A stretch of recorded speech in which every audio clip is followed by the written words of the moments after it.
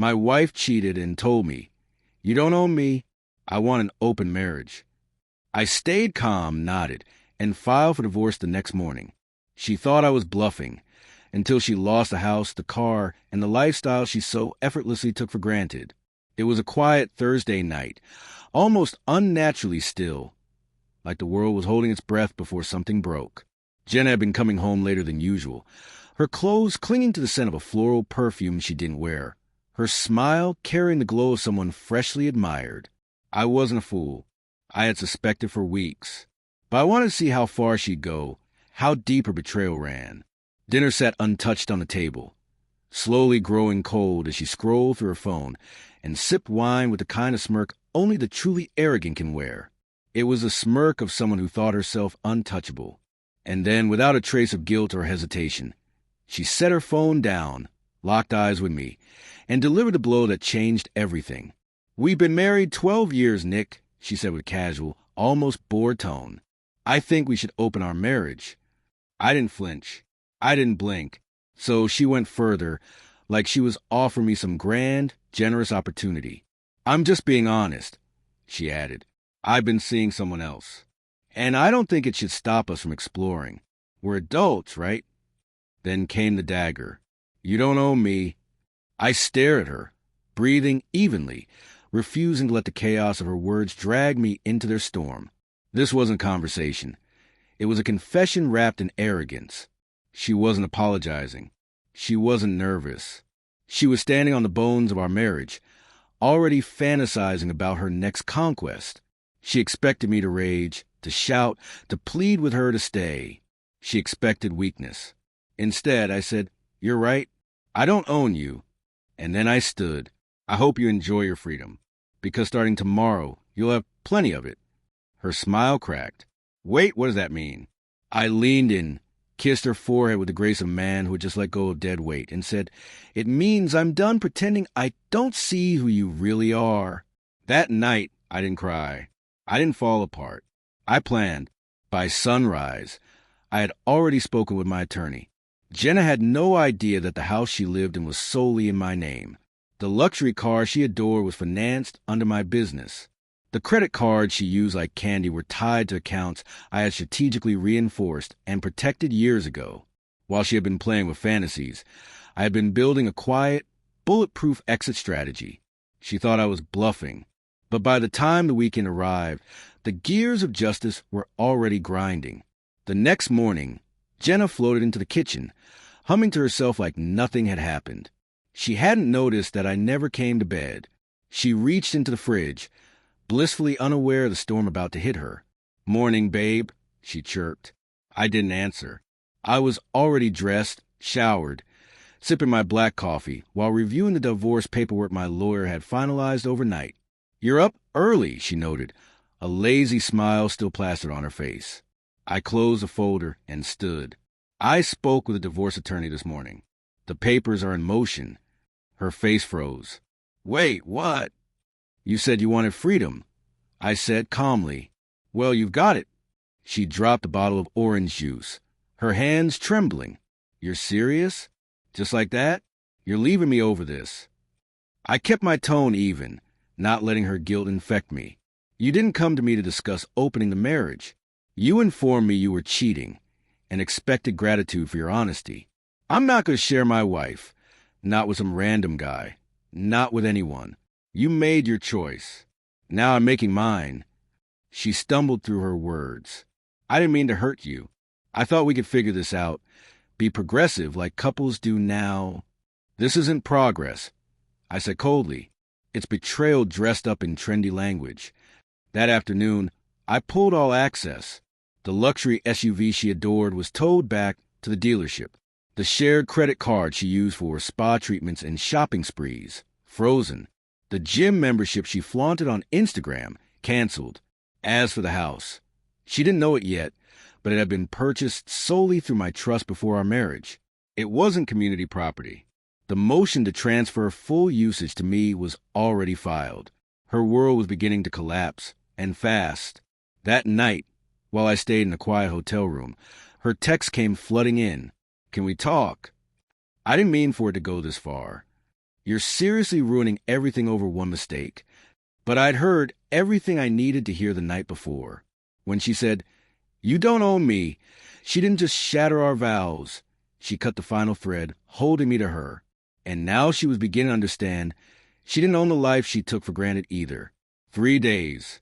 That's all it took for the illusion she clung to so tightly to shatter. Her little fantasy of an open marriage felt thrilling, intoxicating, until reality started breathing down her neck. I didn't have to lift a finger to destroy her image of her affair partner. He did that all by himself. Turns out, he never expected a real breakup. He thought he was just a side adventure, not a full-time responsibility. When Jenna called him crying about the divorce, the frozen accounts, the unraveling of her picture-perfect lifestyle, his response was cold. "Wait, he actually left you?" "Yeah, I thought he'd be mad, but we'd figured out. I'm not looking for anything serious, Jenna. I thought this was just fun." Click. Blocked. She had thrown away a 12-year marriage for a man who couldn't even make it through one tough conversation. I heard from mutual friends that she was spiraling. From brunches and beauty appointments to sleeping on a friend's couch. From daily selfies to applying for jobs she was never qualified for. She tried scrambling for a lawyer who'd fight for alimony, but the prenup she once laughed at, just silly paperwork, was airtight, signed, notarized, ironclad. She wasn't getting a cent. Not from my business. Not from the house. Not from the vacation property. Nothing. And then she came. One afternoon, she showed up at my office, pale and worn like someone who hadn't eaten or slept properly in days. "Nick, please," she whispered. "Can we talk? Just 5 minutes." I stood tall, collected, my staff glancing curiously through the glass walls. "You already said everything you needed to say." I replied, "You wanted freedom. This is what it looks like." Her eyes searched mine for mercy. "But it was a mistake. Can't we fix it?" I leaned in slightly, my voice low but resolute. "Some mistakes don't come with a reset button. Some just come with consequences." And then I walked away, leaving her standing in the lobby, facing a life she no longer had a key to. Weeks passed. The divorce process moved swiftly. She didn't have the leverage to fight. Her lawyer tried to posture during mediation, but the prenup shut it all down. Her side folded like a cheap lawn chair. Still, I knew Jenna. She wasn't the type to disappear quietly. It happened during a simple dinner with colleagues, an upscale rooftop restaurant. We were sharing wine, laughing about a pitch gone sideways. And then Jenna, hair tangled, eyes wild, fury blazing. "You think this is funny?" she hissed, marching up to our table. "You think walking out on your wife and pretending like you're some high and mighty saint makes you better than me?" The table went silent. I calmly set down my napkin and stood. "Jenna, this is a work dinner. You're not welcome here." "You're a monster," she spat. "I made one mistake, and now you're acting like you're perfect." I looked her dead in the eye. "You didn't make one mistake. You made a choice. Then you tried to dress it up as empowerment." She looked around, realizing how loud she was. Someone at our table murmured to the waiter. Moments later, security quietly escorted her out. "You'll regret this, Nick," she shouted as she was led away. "You'll be alone." But I wasn't. Not even close. I was free. That night, I lay in bed scrolling through pictures of a hike I'd taken the previous weekend with new friends. People who knew nothing about my past, who liked me for who I was, not what I owned. And I realized something profound. I wasn't rebuilding my life. I was finally living it, without secrets, without manipulation, without someone who saw love as a leash. Almost 3 months passed. Jenna had gone quiet. No texts, no uninvited visits. Then, on a rainy evening, there was a knock at my door. She stood there, drenched, shivering, makeup running from the weather or maybe from tears. No designer coat, no smug smile, just a sweater too big for her, and the look of someone who had lost everything. "Can we talk?" she asked softly. I let her sit in the front hallway. I didn't offer her tea. No warm blanket, just space, and the silence she had never once respected. "I've lost everything," she finally whispered. "He left me. The money's gone. My friends, they disappeared when things got real. I can't even afford rent. I said nothing. I was wrong about all of it, she continued. I thought I could have it all. I thought you'd be there no matter what. I didn't think you'd actually leave. That's the problem, Jenna. I said, my voice like steel. You never thought. You assumed. You expected me to carry the weight while you dance in delusion. I know, she said quietly, but I'm not asking to come back. I'm just asking for forgiveness, closure, not reunion. I looked at her long and steady. You're not the first to ask for forgiveness only after the consequences show up. So you won't forgive me? She asked, voice trembling. I didn't say that. I paused. I forgive you, Jenna. But that doesn't mean I want anything from you. Forgiveness isn't a ticket back.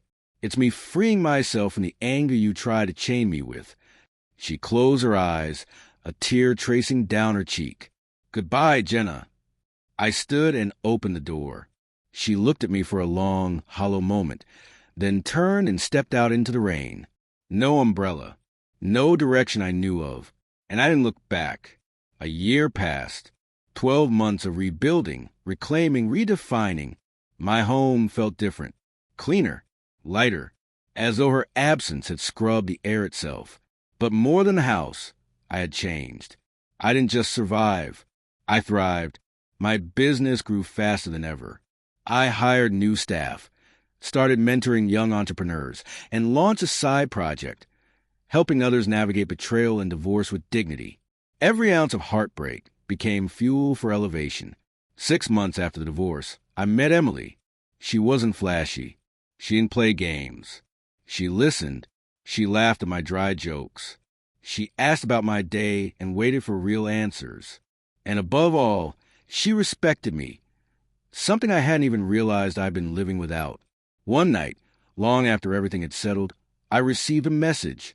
It was from Jenna. I saw your interview on that business podcast. You look different, happier.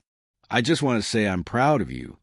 I stared at it, not with bitterness or pain, but with absolute clarity. I didn't reply, not out of spite, but because there was nothing left to say.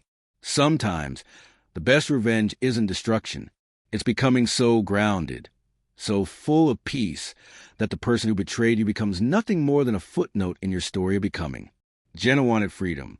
So did I. But only one of us knew what to do with it. And as I looked out the window that night, Emily's head resting gently on my shoulder, I understood the truth. I hadn't lost a wife. I had found myself.